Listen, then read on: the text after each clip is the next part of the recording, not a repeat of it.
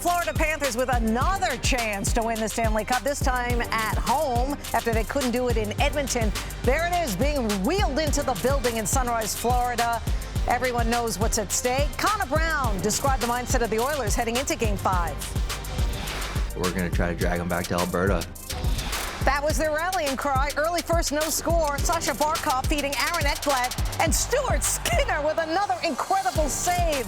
He made big saves early, just like he did in Game 4. He did it in Game 5. This was one of his 29 saves, but that was big. A few minutes later, Oilers on the penalty kill. Connor Brown, breakaway, and he beats Sergei Bobrovsky. The Oilers, the first team in NHL history to open the scoring with a shorthanded goal in consecutive final games. Remember, Brown had the assist on the shorty in Game 4.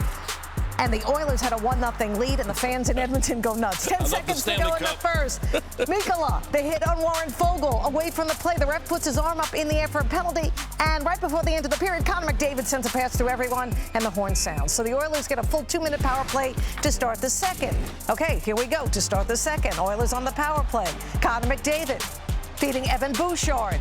And this is going to go off at Zach Hyman, who's always in front of the net. His first goal of the Stanley Cup final, his 15th goal of the playoffs, and it made it 2-0 Edmonton, and the place was silent. A few minutes later, same score, Foegele wins a race, feeding Connor McDavid. And wait till you watch this goal. How did he beat Sergei Bobrovsky? Let me tell you, that was a bad goal allowed by Sergei Bobrovsky. Right through the wickets. He didn't play that well at all, but this was McDavid. His 7th goal of the playoffs makes it 3-0 Oilers. Panther fans don't look. A couple minutes later, Oilers, they turn the puck over, and boy, did Florida need this goal by Matthew Tkachuk. Believe it or not, Tkachuk's first goal in 10 games, 6 of the playoffs.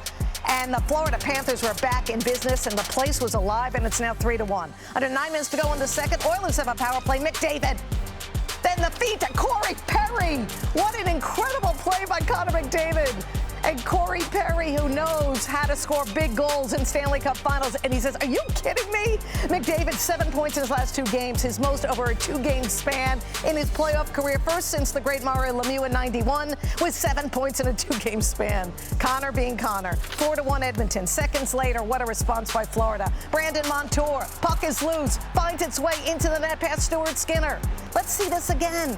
The puck stayed loose. Evan Rodriguez put the puck in off of Darnell Nurse. Goals scored 14 seconds apart. It's 4-2 now. Third period, right below the goal line. Tkachuk, what a pass, finding Oliver Ekman-Larsson. And he scores on the one-timer. What a shot.